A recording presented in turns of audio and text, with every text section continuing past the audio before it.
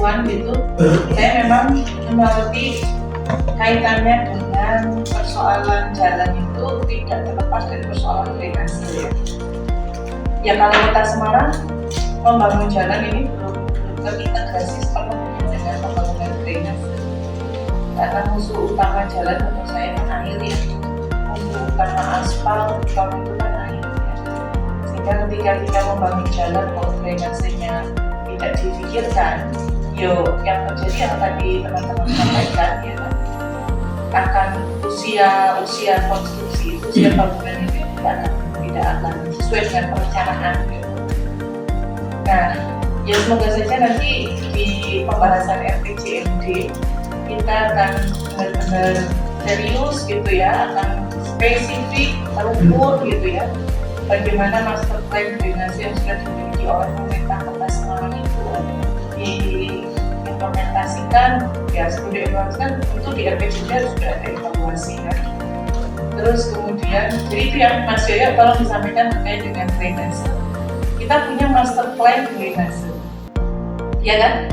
Kita punya master plan drainase itu harusnya nanti di RPJMD itu tampak positioningnya, pencapaian master plan drainase itu sejauh mana gitu. Kemudian yaitu pembangunan jalan harus terintegrasi dengan drainase sama pedestrian tentunya ya. Jadi orang datang ke Kota Semarang itu sebetulnya menggambarkan seluruh pojok Kota Semarang itu kayak bebas semuanya ya, nyaman untuk berjalan, nyaman untuk berjalan kaki. Itu kaitannya dengan jalan, drainase dan pedestrian. Kedua terkait dengan sampah, itu kata Pak Alki ya, kasihan Bu Wali loh, baru menjabat viral truk sampah belum gitu ya. Itu menurut saya tragis gitu ya, tapi ya kita upayakan lagi yang ke depan dengan perencanaan yang lebih baik ya. Sebenarnya pemerintah Kota Semarang itu sudah punya rencana induk pengelolaan sampah, ya, tinggal bagaimana komitmen di anggarannya saja rencana induk itu bisa diimplementasikan. Lagi-lagi begitu ya, Kota Semarang sudah punya banyak dokumen perencanaan sektoral, tinggal bagaimana komitmen untuk mengimplementasikannya tadi master plan drainase. Ini bicara sampah dan rencana induk pengelolaan sampah udah punya semua. Kemudian yang ketiga, sebetulnya kalau sesuai dengan undangan kan kita salah satu yang kita fokuskan kan kita ingin membahas tentang Galian C ya. Pak Ketua mohon izin, Galian C yang sedang ramai dibicarakan di media sosial itu kan yang ada di Rawasari. Yang ada di Rawasari itu kan Galian C yang sebetulnya sudah cukup lama. Saya berharap sih di Staru paham persis ya. Itu sudah berizin semuanya. Ada beberapa pelaku usaha pertambangan di wilayah situ sudah berizin semuanya atau belum, itu dulu Pak. Itu yang pertama. Kemudian yang kedua, kalau baca tentang regulasi pertambangan itu kan banyak ya, dari undang-undang sampai kepada regulasi teknis. Saya melihat ya di banyak wilayah Galian C di Kota Semarang, wabil khusus di Rawasari, kan rumah saya di sana Pak, rumah saya di sana, dan saya tahu pelaku-pelakunya gitu. Dan kemarin korban meninggal itu warga saya, satu RT dengan saya, yang kena longsor. Saya lagi bicara gitu, di Staru ini malah rame gitu ya. Itu saya melihat itu berizin ataupun tidak berizin, persoalannya bukan di persoalan Galian C boleh atau tidak boleh, tapi ketika Galian C itu memang dibutuhkan, maka tanyalah secara teknis dan pengelolaan lingkungannya. Karena aturan Menteri SDM itu sudah cukup rinci ya terkait dengan teknis pertambangan. Nah, pertanyaan saya, kalau ESDM di SOTK-nya Kota Semarang itu nyampel di mana urusan ESDM? Di mana? Di PU atau di Staru urusan energi sumber daya mineral di SOTK Kota Semarang itu ada di mana? Halo? Ini di Jawa. Itu dulu, SDM-nya dulu. Oh, kewenangannya ada di provinsi, jadi izin. Oh, kalau perizinan ya, tapi di Kota Semarang itu urusan ESDM itu kita nggak usah ngomong perizinan pembagian kewenangannya saya, tapi ESDM di Kota Semarang ada nggak urusan itu dicantolkan di SOTK mana? Nah itu jawabannya di PU berarti, oke. Pak Hisam ya? Nah, ESDM di sana gitu. Artinya ini kan bicara tentang koordinasi. Ya, koordinasi terkait dengan pertambangan itu di Kota Semarang itu antara dinas ESDM provinsi itu di dinasnya di Kota Semarang itu dengan siapa? Kan begitu, gitu. Ini yang pengen saya petani sidik-sidik gitu.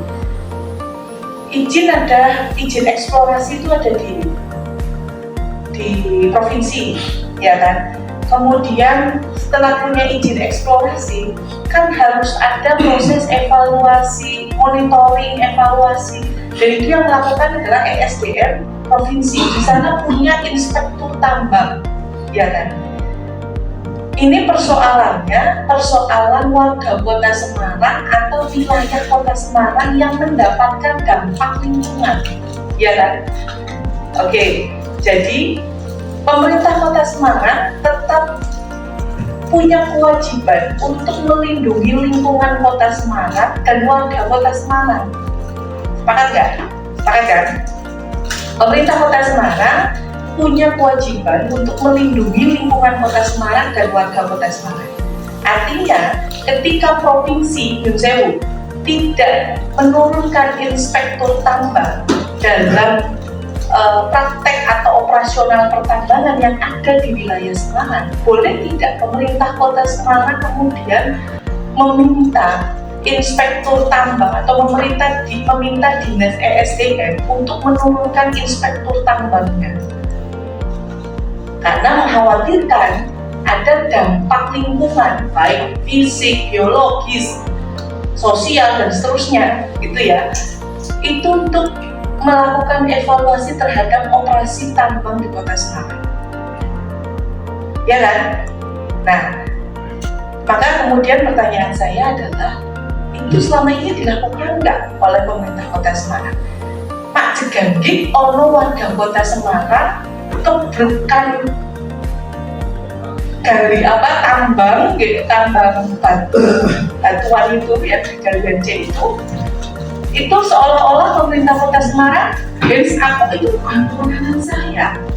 Menurut panjenengan kira-kira bagaimana kalau seperti itu? Ya kan?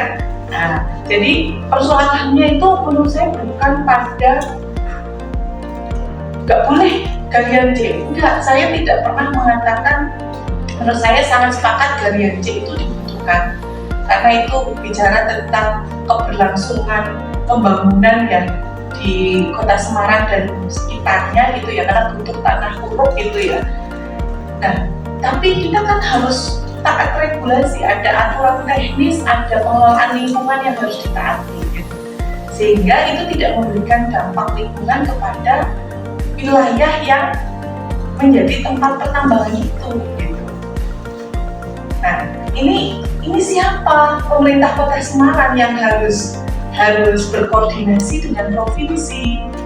Nah, ini Pak Ketua, menurut saya ya, hal ketiga yang paling panjang yang ingin saya sampaikan. Saya hanya ingin menekankan bahwa siapa yang harus berkoordinasi dengan provinsi atau kementerian gitu ya di Kota Semarang. Terus masa wali kota langsung kan enggak, kan wali kota punya kabinet yang seharusnya paham secara teknis gitu.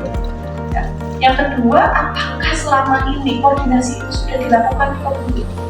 Kalau sudah dilakukan, apa hasilnya? Itu mungkin matur suwun dari saya. Assalamualaikum warahmatullahi wabarakatuh.